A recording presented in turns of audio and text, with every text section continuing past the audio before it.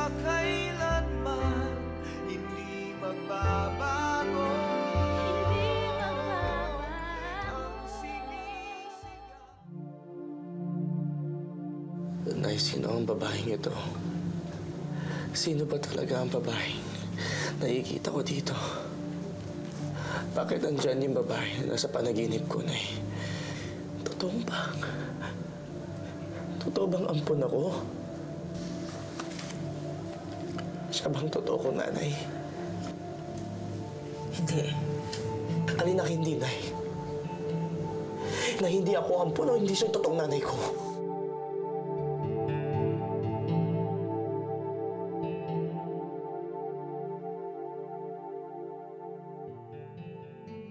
Kamakailan, tinampok natin ang totoong kwento ng isang mag-asawa na nawalan ng anak na hindi nila muling nakita. Buong bayan naawa at lumuha para sa kanila.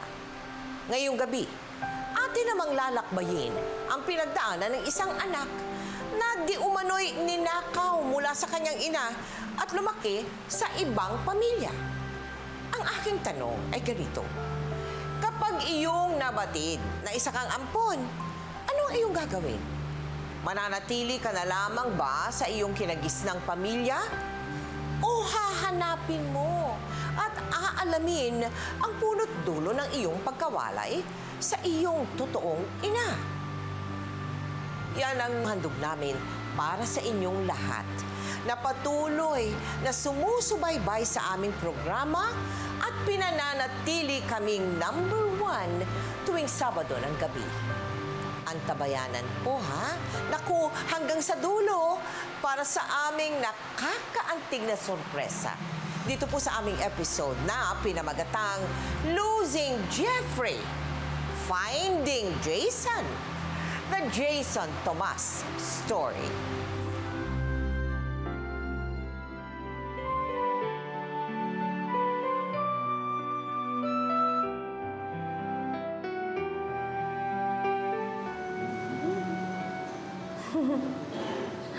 In the name of the Father, of the Son, and the Holy Spirit. Amen. Amen. Paglain ka, baby. Amen. Okay, mauna na ako, ha? Thank you po, Father. Salamat po.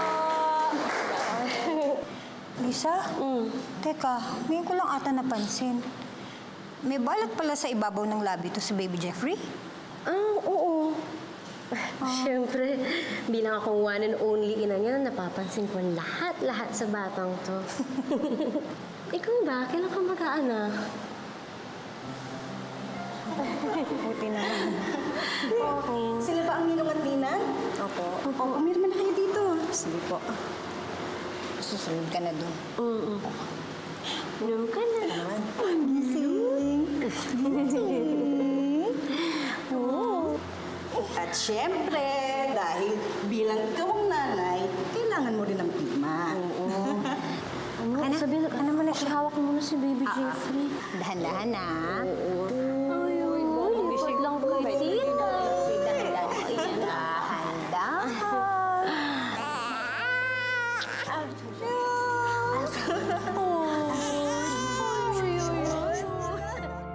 Ayan na, baby. Ayan na, nanay. Nagtatrabaho lang ang nanay. Lisa. Bait naman.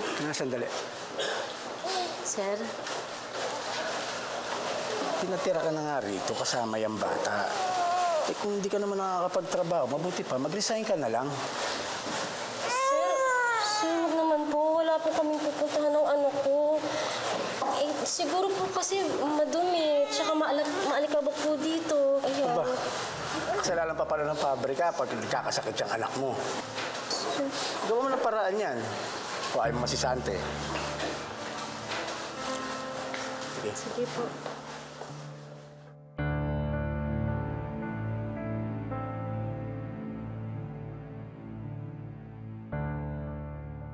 O yan ate, kita mo naman, pinaghandaan talaga namin yung pagdating ni baby.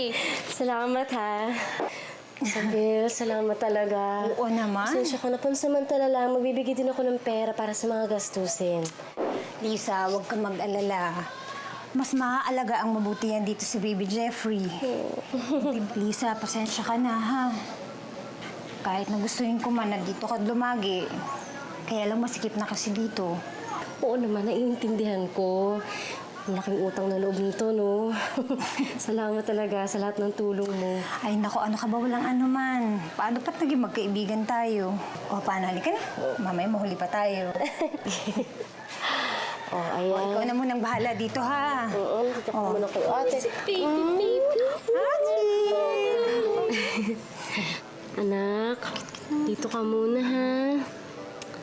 Araw-araw kang dadalawin ng nanay. Kung mag-alala, makakaipon din ako.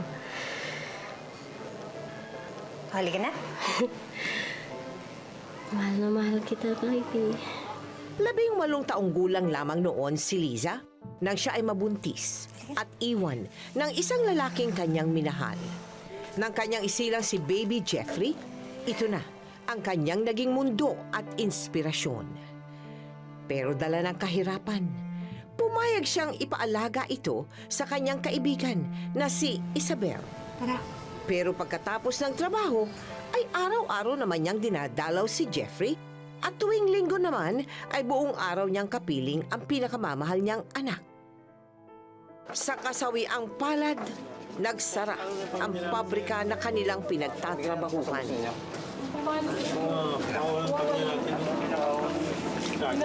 Pasensya na. Isabel, paano to? Anong gagawin ko? Lahat ng sweldo ko napupunta sa gatas at gamit ni Baby Jeffrey. Wala akong kaipon-ibon. Saan kami titira? Kailangan ko ng trabaho. Lisa, huwag kang mag-alala. Meron akong kilala sa Batangas na pwede mong pasukan. Kaya lang, stay in yun. At saka ikaw lang, hindi mo pwedeng dali ng bata. Parang hindi naman yata pa pwede yun. Yung hindi ko makikita yung anak ko araw-araw. Madali namang gawa ng paraan yun eh. Basta sa ngayon, huwag ka na muna problema sa bata. Kami nang bahalang mag-alaga dyan. Kung gastusin naman ang iniisip mo, okay na yun. Kapag sumweldo ka, pwede mo naman kaming bayaran eh. Sige na, pumayag ka na. Wala ka namang ibang matutuluyan eh. Walang ibang tutulong sa'yo. Yung pamilya mo, tinakwil ka na. Ni wala kang ipon. At saka, di ba, gagawin mo naman yan para sa anak mo.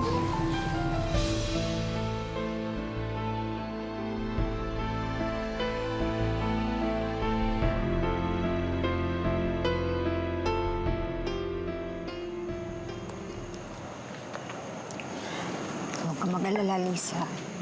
Kung magagawa natin ang paraan na makauwi ka kahit isang beses man lang sa isang buwan, o kaya kahit ng 2, gawa natin ang paraan yan, ha?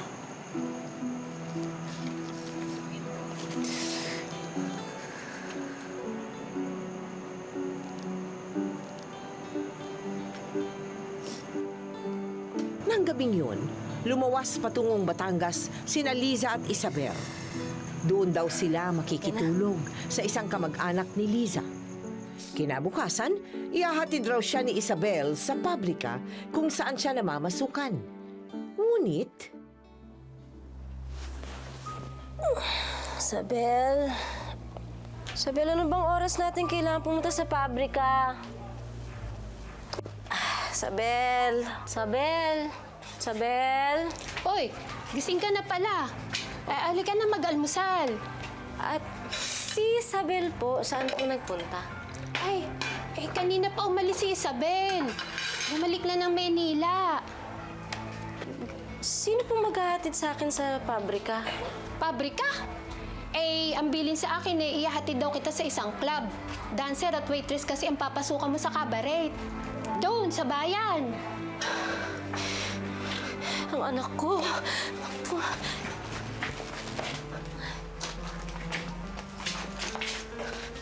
Ay, teka! Saan ka pupunta? Ay, saan ka pupunta?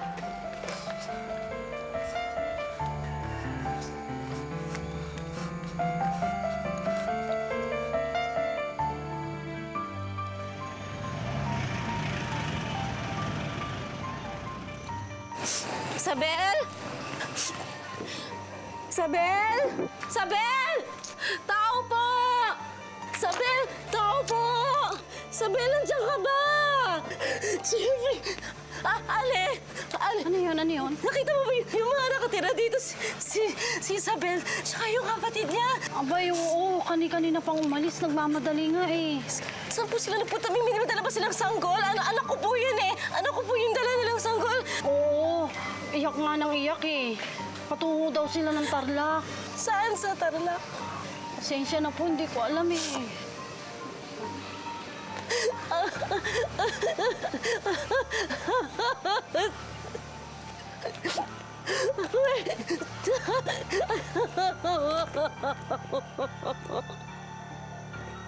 Isabel, ba't mo nagawa sa akin? So, ibalik niyo sa akin yung anak ko! Anak ko!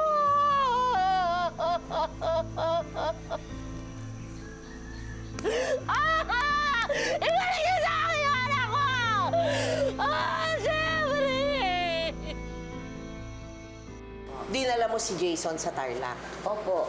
Bakit mo namang ginawa yun? Hindi ho, kasi ganito ho. Yung kaibigan ng nanay niya, linapit niya po sa akin na iiwanan niya si Jason at siya'y magtatrabaho. Oo. Wala naman ho akong mapag-iwanan at hindi ko rin nakikita yung nanay niya. Kaya inuwi ko po ng Tarlac. Sabi ni auntie, sabi ko sa kanya, auntie, tanungin kita. Inilayo mo ba ako sa nanay ko? Sabi, hindi, sabi niya. Pinaalagaan ka sa akin. Pero yung kaibigan niya, di ba, yung saan yan? Si Neneng. Oo. Neneng pangalan pala noon. Yun yung nagdala naman sa nanay ko sa Batangas.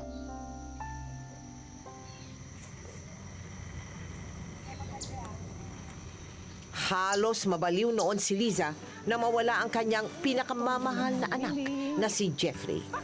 Hindi niya batid kung paano magsisimulang hanapin ang anak at kung saan sa Tarlac niya ito matatagpuan. Na mga panahong iyon, tila naisang tapusin ni Liza ang kanyang buhay dahil magkasabay siyang nawala ng trabaho at ng anak. Ilang linggo siyang nagpalakad-lakad at tila nawawala na sa kanyang sarili.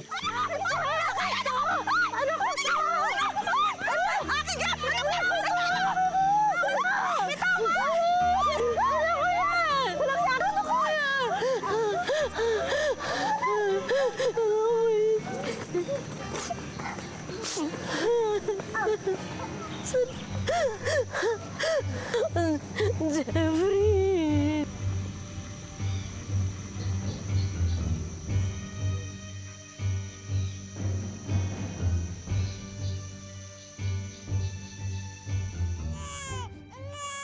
Hindi ka ba titigil ng kaiiyak? Tumigil ka na! Pepang, Bihira! kanino ba anak yan at biglang dinala dito ni Isabel? Hindi ko nga alam dyan sa anak na yan. Napulot daw sa kalsada. Alam naman ninyo yung anak kong si Isabel. Napakamaawain. Di ko alam kung ano yung palalamon ko dito.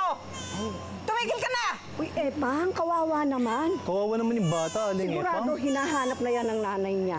Ay, nako! Magkakasakit ako sa puso dahil sa batang ito. Ipahabol ko ito! Ay, hindi ka matitigil! Kalma ka lang. Mamaya na high blood ka. Talaga naman. Aling Epang, wag kawawa naman yung bata. Maawa ka naman si bata. Aling Epang! Tumigil ka na! Sino ang bata niyan? Napulot daw ni Isabel sa kalsada sa Maynila. Ginaganyan ni Aling Kawawa nga yung bata eh. Bihira ka? Lalaki tao, iyak na iyak. Iyak eh. Yug.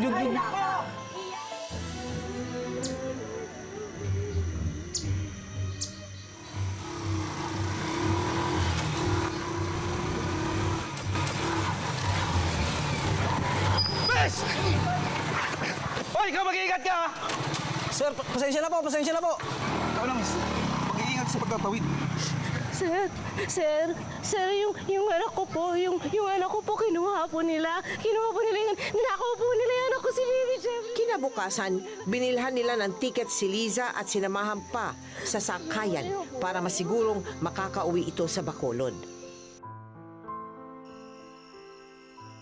Kahit ilang beses nilang pilit matunton si Isabel at ang kinaroroonan ni Jeffrey, sa kasawiang palad hindi na muling nakita ni Liza ang kanyang anak.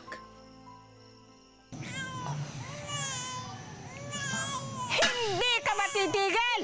Nang mabalitaan ni Isabel ang mga kahayupang ginagawa ng kanyang ina sa sanggol na si Jeffrey, agad siyang bumalik sa Tarlac para kunin ang bata.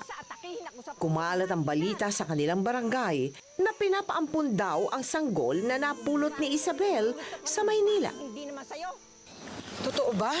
Na may pinapaampon daw? Na batang lalaki? Bakit ka naman naging interesado sa pag-ampon? May 5 anak ka pa naman na baba. Oo, ate, pero puro mga babae. Hindi na bumalik ang dating saya sa bahay namin nang mawala si Junior. Paano yung asawa mo, si Simplicio? Alam na ba niya yung binabalak mo?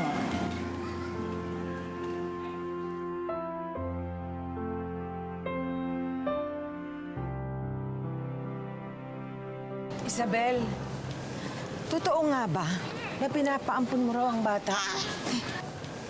Pwede ko bang matingnan? Sige.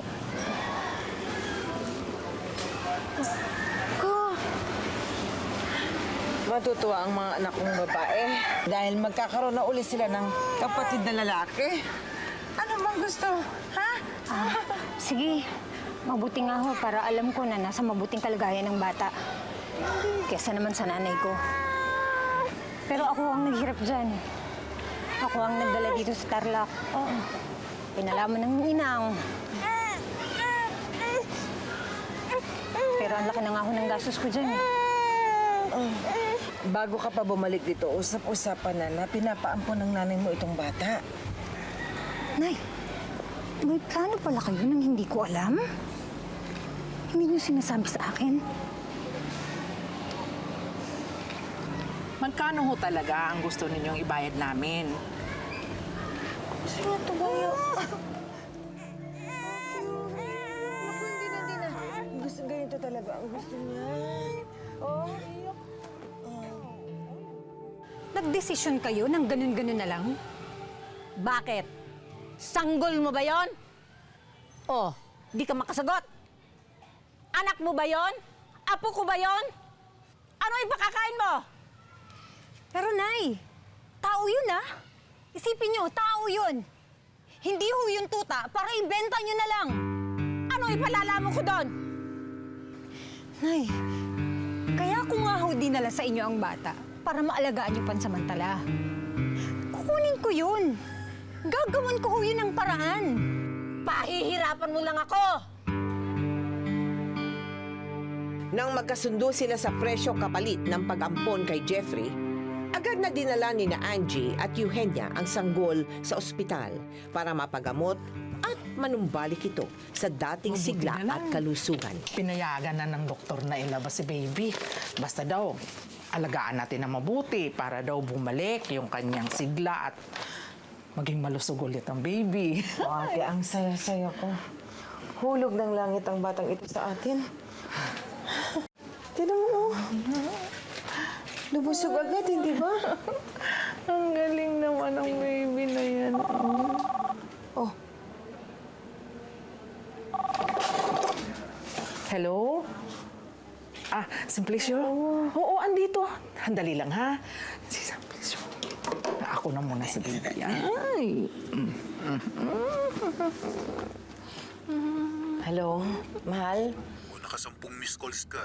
Busy kami dito sa Saudi eh. May bagong construction. Emergency ba? Hindi. Gusto ko lang ibalita sa'yo na nakuha ko na yung batang gusto kong ampunin. Kompleto na ulit ang pamilya natin. Hindi naman ako tumututol. Basta ikaliligaya mo, mahal. Oo, mahal. Parang ibinalik ng Diyos ang yumao nating anak. Sige, huwag mo lang pabayaan yung 5 pa nating mga anak na babae. Siyempre naman. At sigurado naman ako na matutuwa sila sa bago nilang kapatid. Pabinyagan mo na agad. Anong ipapangalan mo sa kanya?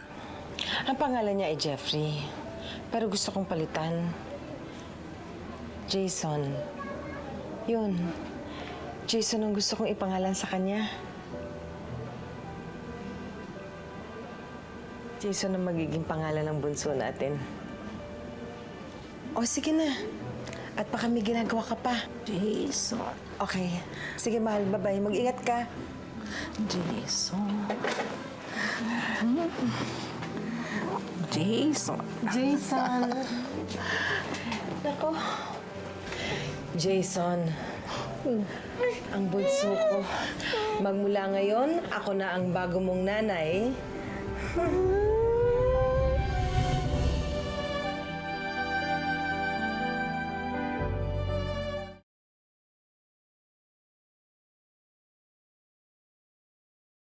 Salamat po, ate.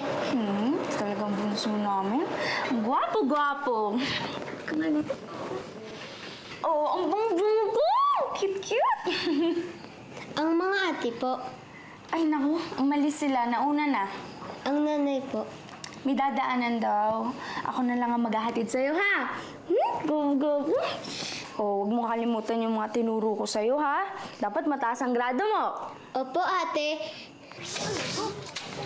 Nagluto kita ng maraming pagkain. Ubusin mo yun. Excited na po ang kainin yan. Mag-aral ka na mabuti sa school, ha? Hoy, Ampon! Ampon!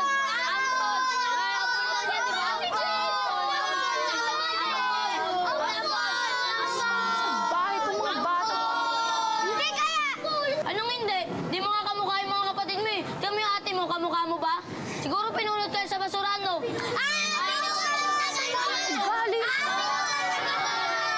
Batang kayo! Magsialis kayo dito! Naku, pagka nahabol ko kayo, babalian ko kayo ng buto! Isusumbong ko kayo sa mga nanay niyo! Tana, hindi totoo yun. Nagsisinungaling lang yung mga bata na yun. Di ba po ang bata di po marunong magsinangaling? Totoo po bang ampun ako? Habang siya ay lumalaki, hindi na nawala ang panunukso kay Jason na isa lamang siyang ampon. Kaya noong paman, hindi na nawaglit sa isipan ni Jason na may katotohanan ang mga panunukso sa kanyang hitsura at totoong pagkatao. Kaya madalas niya rin itong mapanaginipan. Hindi! Balik mo sa akin yung ano! Ano ba? Hindi! Hindi! Ano yung may papakain mo? Eh, wala kang trabaho, kaya akin na siya! Hayaan mo sa akin ang bata. Mas may karapatan. Mas kaya kong buhayin yung bata. Ano ko yan? Ano ko? Baby na! Baby ko yan! Nay! Anak. Jason, andito si nanay. Ano ka ba? Andito ako. Sino po yun, Nay? Isang bata. Dalawang babae. Madalas ko silang napapanaginipan. Wala yun, anak. Siguro masyado mo lang nilalagay sa isipan mo ang panunokso sa'yo ng mga kaklase mo. Kaya napapanaginipan mo tuloy. Sa susunod, magdadasal ka bago ka matulog at nang hindi ka nananaginip. Tandaan mo, mahal na mahal ka ng nanay. Ha?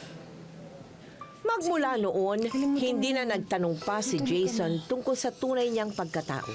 Pero sa kanyang kalooban, hindi nawala ang pagdududa na marahil siya nga ay isang ampon at mayroon siyang tunay na ina na naghahanap sa kanya, kagaya ng madalas niyang mapanaginipan. Ayos naman. Ano si Jason? Patagayin mo. Jason, andiyan ka pala? Ay, ikaw. Kayo muna. Ay, sige. Walang problema sa kanya. Kung maglalaki ka lang ng husay, alam mo, awa na kayo. Hindi. Nay! Anak! Nakauwi ka na pala? Oo. Hindi pa sinasabi ko sa inyo. Hindi ako makakakain na hindi kayo kasabay. Angie, mauna na muna ako. Sige.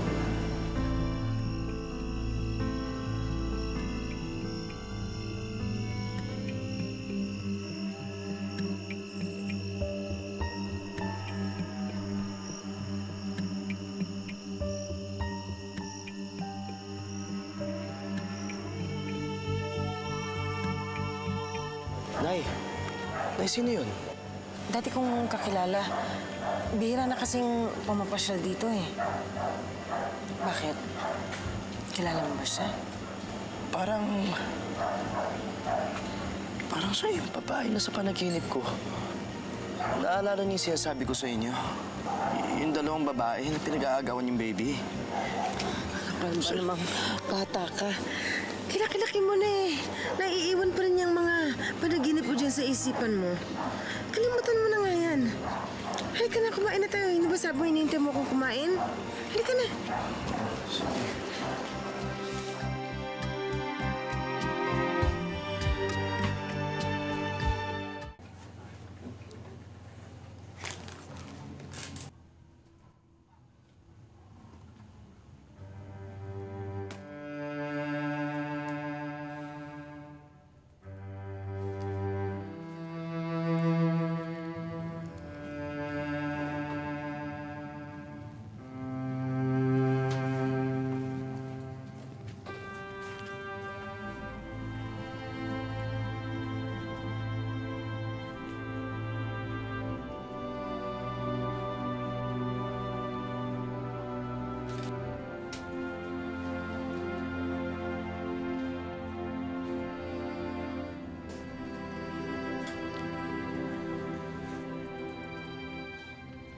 Bakit hindi ka pa matulog?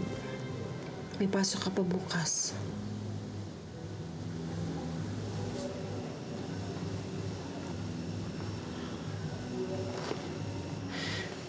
Nay,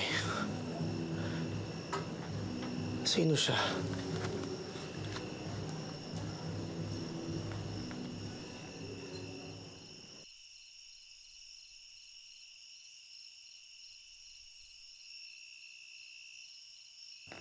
Nay, sino ang babaeng ito?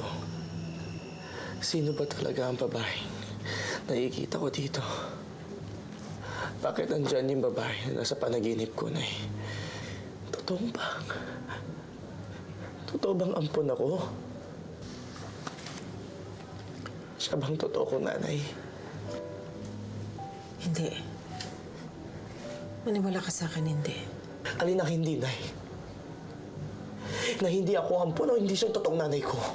Jason, anak. Alam kong darating ang araw na to. Ang araw na kinatatakutan ko. Pinalaki kita. Pinag-aral, minahal. Na parang isang tunay na anak. Binuhay mo ako sa isang kasinungaling sa loob na mahabang panahon. Bakit? Kasinungalingan ba ang nararamdaman mong pagmamahal mo sa akin dyan sa puso mo? Yang babae sa litrato, hindi siya ang tunay mong ina. Maniwala ka sa akin. Sana malaman mo kung gaano ko minahal ang mga kapatid mo. Ganon din kita minahal, walang labis, walang kulang. Ako ang nanay mo. Ikaw ang anak ko. Kung di siya nanay ko, sinong totoong nanay ko? Hindi ko alam. Hindi ko alam.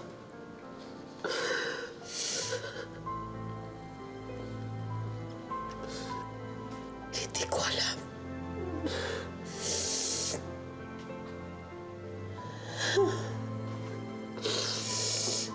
Jason.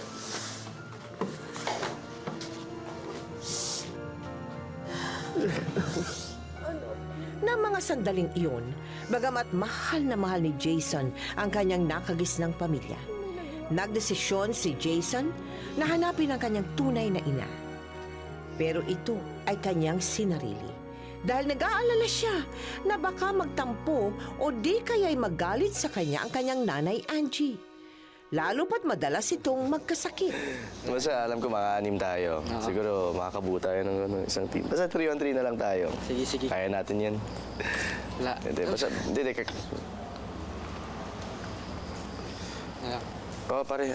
Sundan lang ako. Sige. Sige, sige. Kita tayo mamaya. Oo.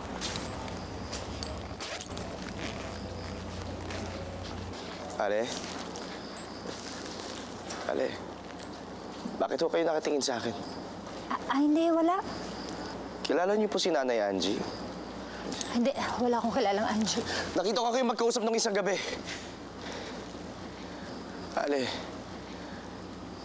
pwede ko ba kayo makausap? Naku, Iho. Pasensya ka na, ha. Nagmamadali kasi ako. Paluwas ako ng Maynila. Tsaka na lang tayo mag-usap. Ay, hindi po. Sandali.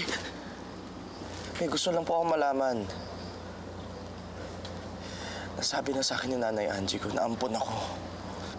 Alam ko po na may kinalaman kayo sa nanay ko. Kilala niyo po ba kung sino siya? Naku, Iho. Napakatagal na panahon na iyon. Huwag mo nang balikan ng nakaraan.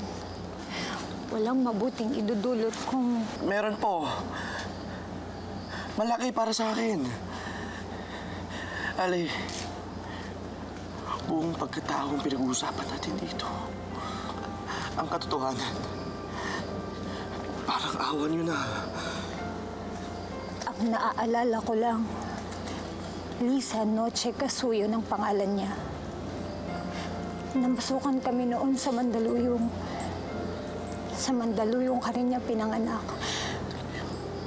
Sa isang simbahan doon. Doon ka niya pinabinyagan. Tapos, doon ka rin niya iniwan.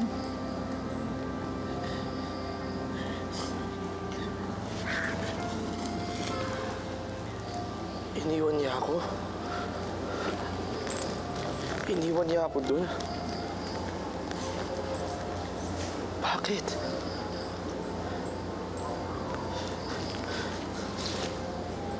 Hindi ko alam.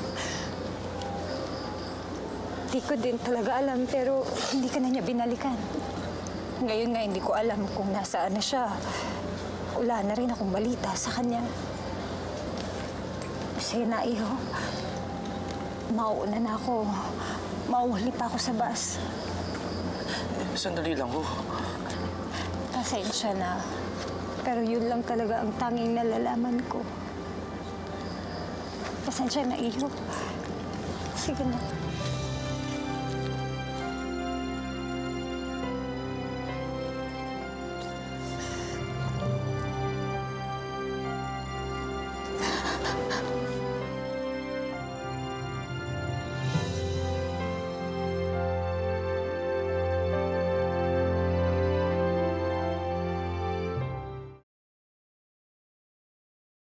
Nagdesisyon si Jason na hanapin ang kanyang tunay na ina.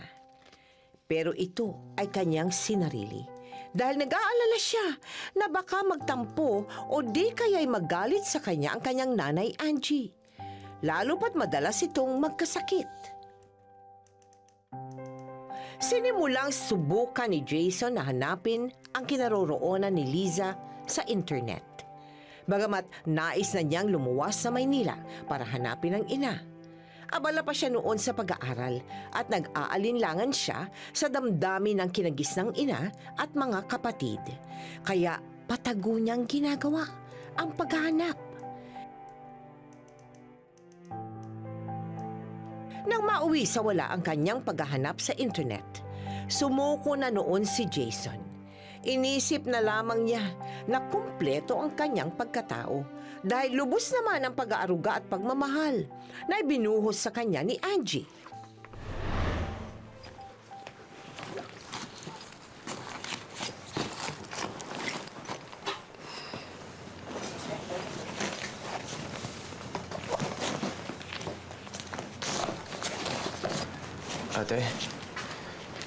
Ate, saan punta mo? Sa ospital. Bakit? Sino nandun?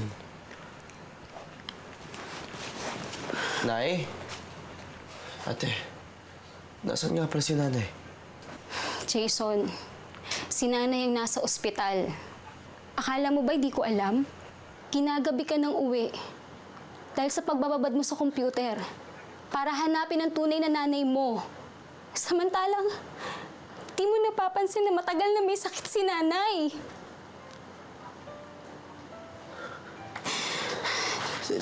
Ate. Anong sakit? Anong sakit na nanay? Sabi ng doktor, leukemia daw. Jason. Jason, may cancer ang nanay natin. May cancer si nanay. Ayaw niyang pasabi sa'yo dahil baka masyado mo raw dibdibin eh. Marami ka na raw pinagdadaanan. Alam mo ba, kahit may sakit si nanay, ikaw pa rin na inaalala niya.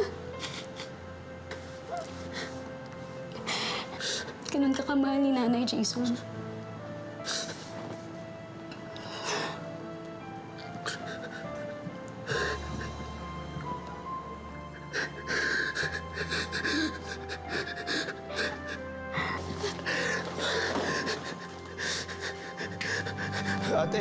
Ate! Halos 1 buwan at kalahati ang inilagi ni Angie sa ospital dahil sa kanyang malubhanang sakit na monocytic leukemia. Inuwi siya ni Jason sa kanilang tahanan dahil hindi na nila kaya ang lumalaking gastusin sa ospital. Pagkalipas ng 5 buwan, Hindi niya alam ng taon, di ba? Hindi niya pa alam na namatay yung nanay niya. Kawawa naman, no? Diyan na naulila sa... Ba't kayo nandito? Nay!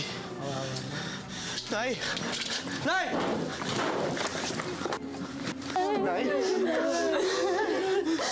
Jason, wala na si nanay. Pati kapag ito ng pangalan mo hanggang sa huli sandali nang hininga na. Nay, kanyang hinahanap, Jason. Wala na si nanay. Nanay! Nay, sorry! Nay,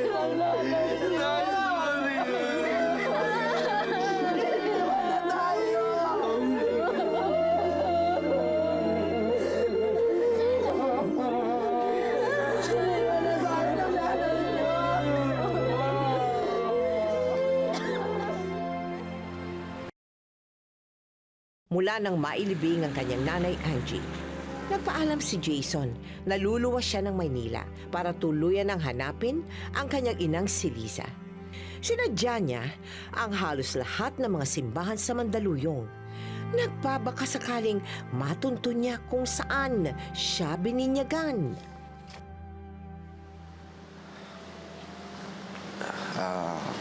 Hello po. Ma'am, may tatanong lang po sana ako. Ano yun, Iyo? Baka may record po kayo na nakatago dyan ng mga batang bininyagan ng bandang 1983 ho. Yun po yung taon na ipinanganak ako eh. Lisa po yung nanay ko. Lisa Noche Casuyon. 1983 ba ka mo? Oo. Kaya simbahan na ako, baka sakali nandito. Sana ho, nandyan. Nakawalong simbahan na ho ata ako eh. 1983. Oo.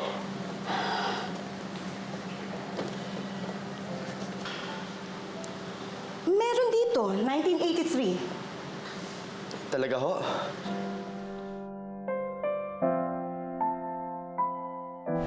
Bilang ikaw ang nanay, kailangan mo rin ng pigma. Ano? Sabihin ka naman, ihawak mo muna si Baby Jeffrey. Si Liza, Oo. natatandaan ko na. Nandito ako nung binyag mo. Ako nga ang nakapirma dito eh, oh. Nandun ako nung binyag ng anak niya. Nagpabalik-balik nga siya dito eh. Hinahanap yung anak niya. Nagbabaka sakali na baka iniwan ng kaibigan niya dito. Talaga ho? Okay lang po ba makita yung mga dokumento niya? Oo naman.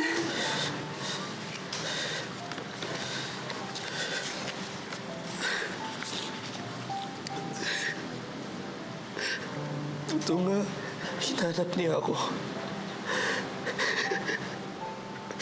Hinahanap niya ako. Ibig sabihin nito, hindi niya ako basta pinampon. Hindi niya ako kusa pinampon. Hindi niya ako basta pinamigay. Kasi nakapima dito. Ikaw ba si Jeffrey Iyo? Hindi. Hindi ho. Jason po yung pangalan ko. Siguro ho, pinalitan po ng Jason nung pinabinyag po ako. Para hindi na ako mahanap ng nanay ko,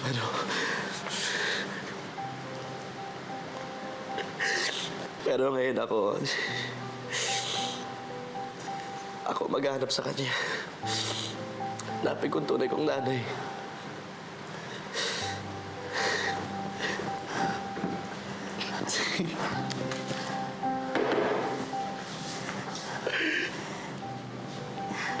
Sige na.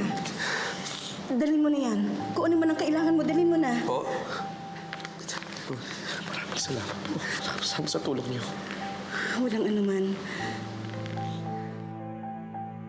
Agad na tinungo ni Jason ang address ni Liza na naka-record sa simbahan noon. Pero sa kasawiang palad, matagal na raw itong hindi naninirahan doon. Sa pangalawang pagkakataon, nabigo si Jason sa kanyang paghahanap sa kanyang inang si Liza.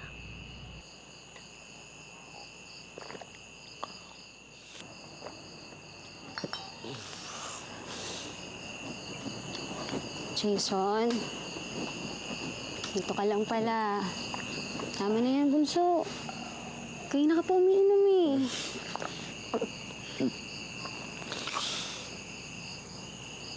Sobra-sobra na kasi, ate.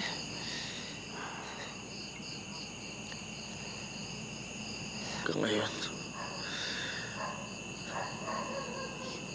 hindi ko pa nahanap yung totoong nanay ko. At talagang hindi mo siya matatagpuan kapag patuloy ka naglalasing.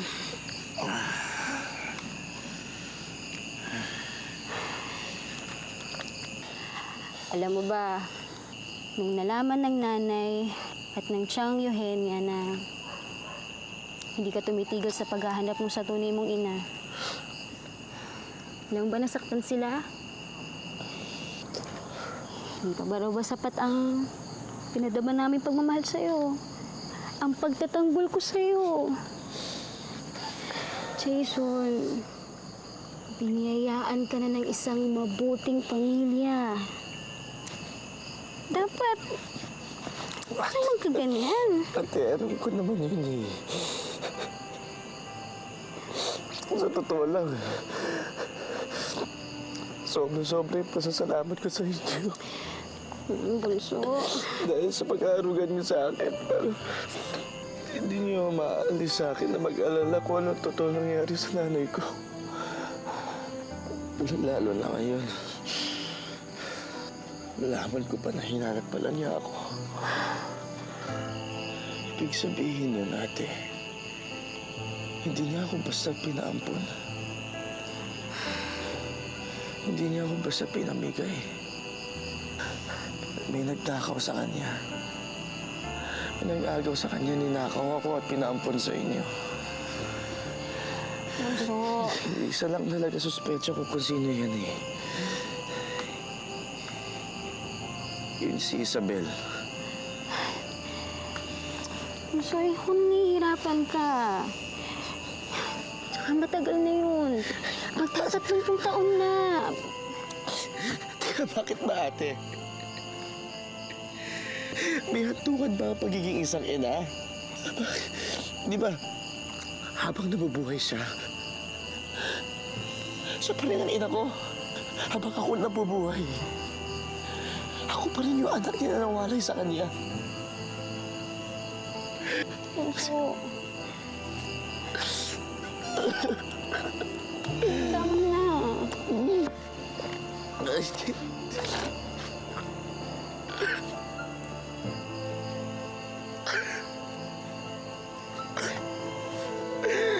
bunso.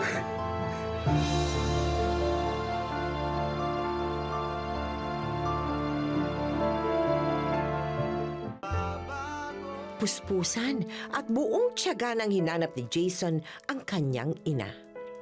Napakalaking tulong ng FB at ng iba pang social media sites sa kanyang pakay. Lahat ng may accounts na ang apelido ay Noche Casuyon ay pinadalhan niya ng private message. Walang sumagot sa mga mensahe ni Jason hanggang sa...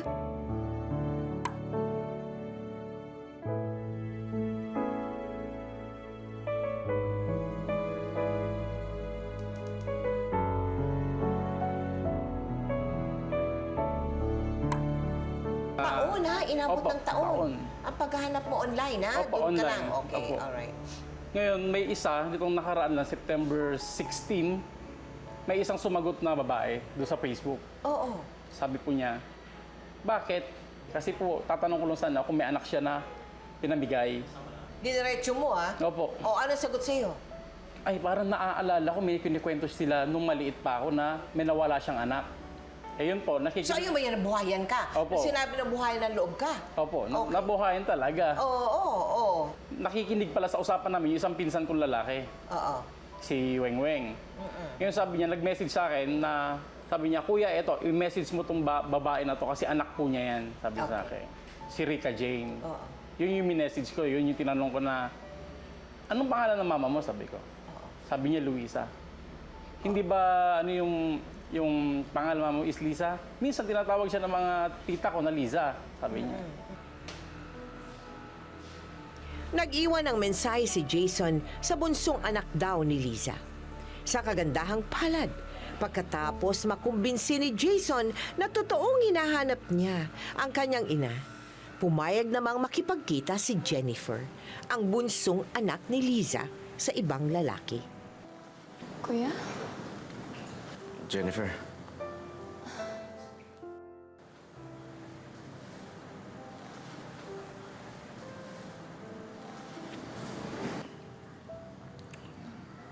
Jennifer, salamat ha. Salamat at nakipagkita ka sa akin. Oo naman. Kamusta?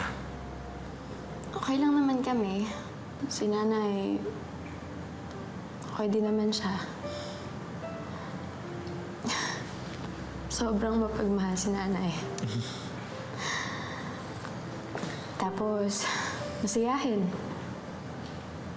Kaso, minsan bigla na lang namin siya nakikitang natutulala. Tapos nakadungaw na lang sa bintana. Sabi nga ni tatay, may... Ninakaw lang ako. Di mo alam kung gaano kalungkot si nanay. Hindi nga namin maintindihan eh. Sa dami namin magkapatid. Hindi nawala-wala sa isip niya yung anak niyang nawawala. Ako yun.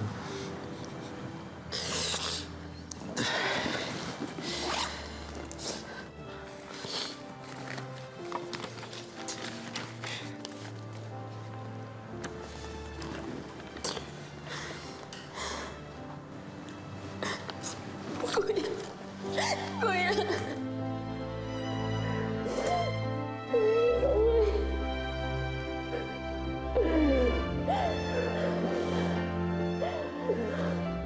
Ay, suwas. Teka, patawagan ko si nanay.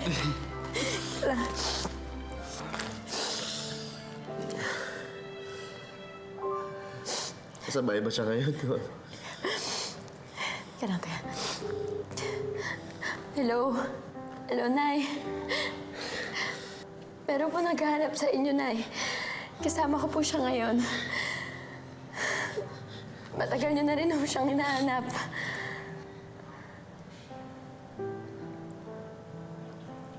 Okay po. Okay po, Nay. Okay. Sige po.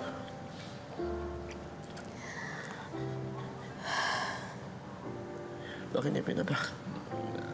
Ayaw ba niya akong makausap? Hindi naman siguro sa ganun. Hindi ba siya naniniwala ako yung nawawala niya, anak? Hindi naman sa ganun. Siguro nabigla lang din siguro siya. Siguro, di pa siya siguro ready. Pero sinabi niya naman sa akin na ibigay ko daw sa kanya yung cellphone number mo. Tawagan ka daw niya. Kapag handa na siya. Sige.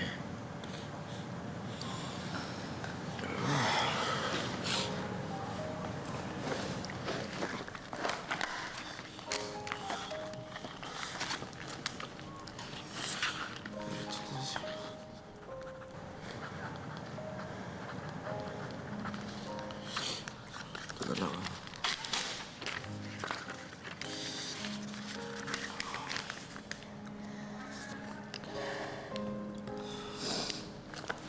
Tsaka ito, sa'yo na ito, ipakita mo na lang sa kanya. Yan, sige. Ibibigay ko na lang to kay nanay. Basta kuya, lagi mong tatandaan na yung mga tamang panahon para sa mga bagay. Yung mga tamang oras para sa mga pangarap natin. At nagsimula na yun sa pagkikita natin magkapatid. Sige kuya, may pasok pa ako. Sige.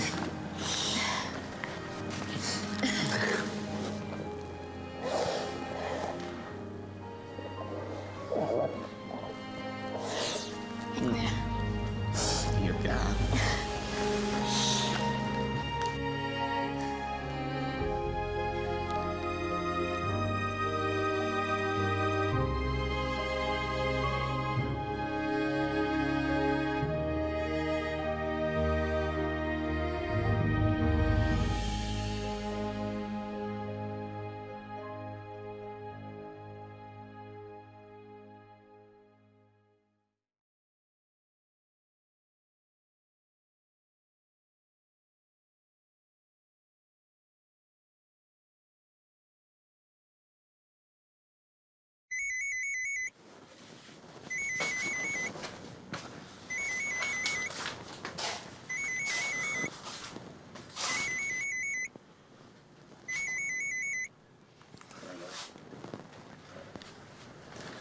Magandang gabi ho.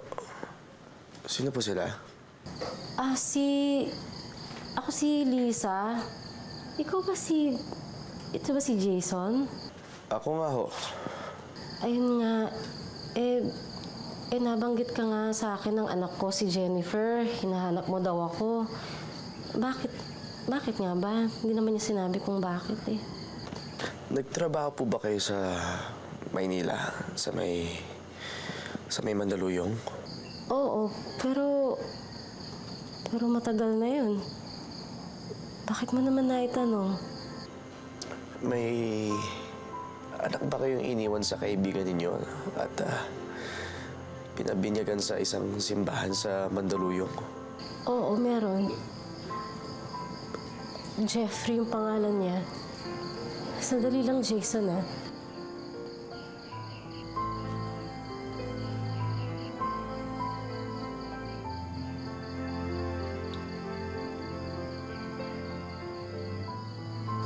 Anak? Ikaw na ba yan? Jeffrey?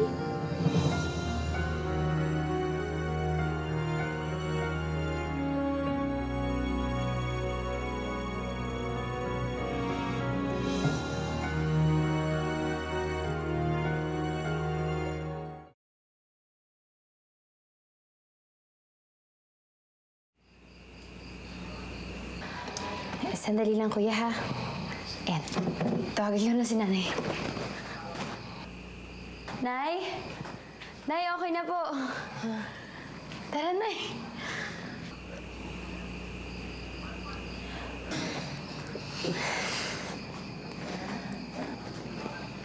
Yan.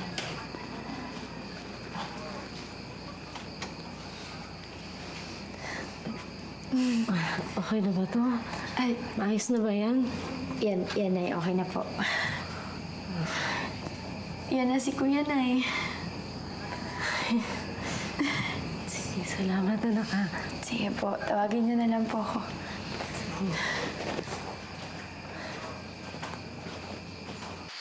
Ikaw na ba yan, Jeff? Steph. Jason, Oo. Ngayon ko lang po kayo nakita. ang laki-laki mo na pala. Sa bagay, 30 taon na halos ang nakakalipas, ano? Ano po palatandaan? Ano po palatandaan niyo sa akin? Oo, meron. Sa bibig mo, sa ibabaw ng labi mo, meron kang balat. Madalas nga pinupunasan ko yan noon nung dumedede ka. Kayo nga ho.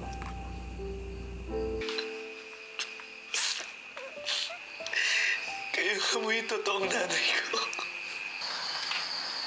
Anak, ikaw na nga yan.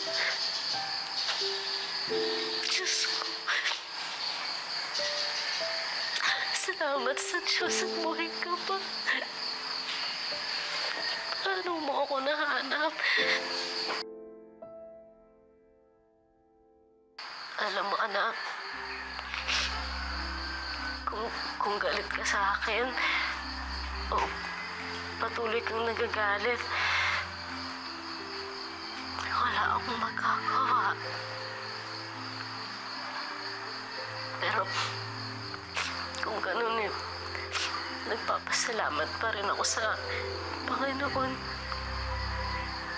Kasi sinagot niya yung lagi kong dasal na nasa mabuti kang kalagayan.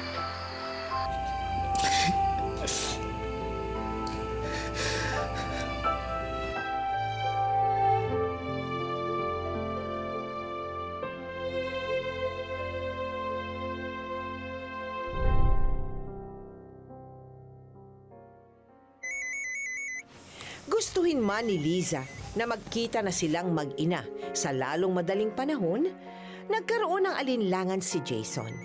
Kinabahan siya at sinabi sa sariling baka hindi pa tama ang panahon na sila ay magkita.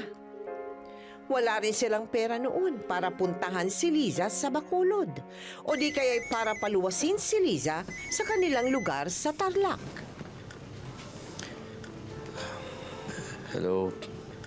Hello po. Anak, pwede ba tayong mag-usap ulit? Anak, kung iniisip mo na pinamigay kita, hindi totoo yun, ha? Pinapaalagaan kita sa kanila, pero tinangay ka nila sa Tarlac. Parang akong masisiraan ng ulo nung tinangay ka nila eh. Ninakaw ka nila sa akin. Sabi ko sa akin nung si Isabel, iniwan niyo raw ako, tapos di niyo na ako binalikan. Kaya pumunta na lang daw ng Tarlac, tapos pinampot na lang daw ako.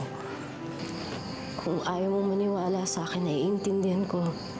Pero alam ng Diyos ang totoong nangyari.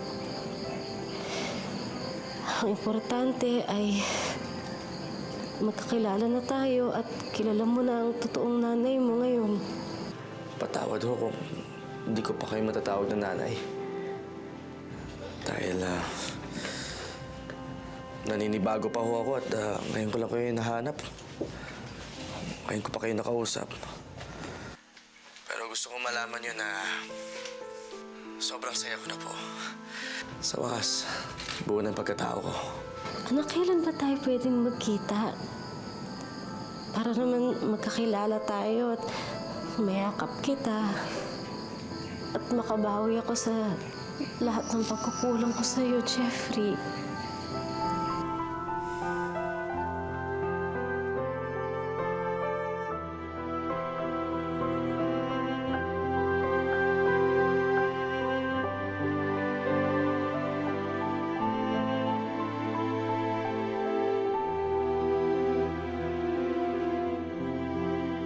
Teka, diretsuhin ko na.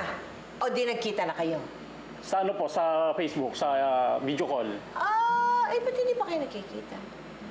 Sa ano na lang po pagkatapos ng tawag dito, mga ginagawa sa bahay. O gano'n? Tsaka wala pong budget. Ba't nasaan na ba siya ngayon? Sa Negros po. Pupuntahan mo Opo.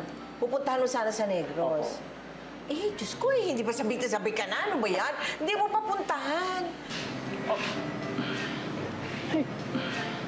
Natang Lisa. Uy, andito ka. Siyempre! Gagawin namin yung kusang-kusing ang kaligayahan ninyo ngayon.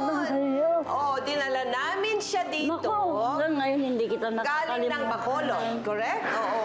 Mabuti naman ang Oh, ayan na ang ina mo, Jason. Yan na si Lisa, ang totoo mong ina. Ang iyong natural mother. Gusto na eh. Gusto. Lisa, ano sasabihin mo sa anak mo? O, ayan na. Happy ba? Lisa, happy? Happy po. Happy? Ha, Jason, ikaw? Yun nga po, yung Naku nga. time na Hindi na silang mag-ina. time na nahanap ko na siya, lahat ng tao sa akin na umapi. Nanuya nung araw. Kumbaga nalinis ko lahat yun eh. Dahil parang nakumpleto na yung ano ko. Aha. Katao ko. Pagkatao mo, kilala mo na kung saan ka nang galing at Opo. kilala mo ang ina mo. Lalo't higit, nalaman mo na rin na hindi ka naman talaga niya tinapon. Opo. Na merong dahilan kung bakit nagkaganon. Di ba? Ikaw naman, Lisa, si Jason ba? Pumapasok sa isip mo. Opo Itong naman. mga taong itong nagdaan na hindi kayo nagkakilala. Opo naman. Gabi-gabi po yun, iniisip ko yun. Gabi-gabi iniisip mo. Inihingi ko lang sa mga makakop. Nandiyan pa ba kaya ang anak ko? Magkikita ko pa kaya? Sabi ko, sana makita ko pa yung anak ko. Hindi ko akalain makikita ko. Oo. Hindi ko naman po siya pinamigay. Okay. O, ngayon tapos na. Lisa, Hinahanap tapos kayo. na. Lahat ng katanungan sa kaisipan mo, iiwaksin mo na yan, tapon mo na. Tapos na. Kakaibang kaligayahan yan. Ano, Jason? Ha? Anong gusto mong sabi sa mama mo na matagal mo nang gustong masabi sa kanya? Tandaan mo, mahal kita, ang kapatid ko, kahit na ngayon ko lang nakilala kayo. Ladyakin natin yung sarili nyo dahil malayo ako. Ano naman ang maisasagot, Lisa, ng isang inang katulad mo na matagal na nawalay sa anak? Siyempre po, miss na miss ko po yung anak ko. Oo nga. O ano ba naman yung may konting yakap dyan? Kahit na malaki na, hindi na 5 months old yan, baby pa rin. Di ba, Lisa, baby pa rin ang tingin natin sa mga anak natin. Kahit na dambuhala na yung anak mo, syempre, baby pa rin ang tingin mo dyan. Maraming salamat, Jason, Jeffrey, o ano, baka iba na naman ang pangalan mo ngayon. Hindi na. Jason na tayo.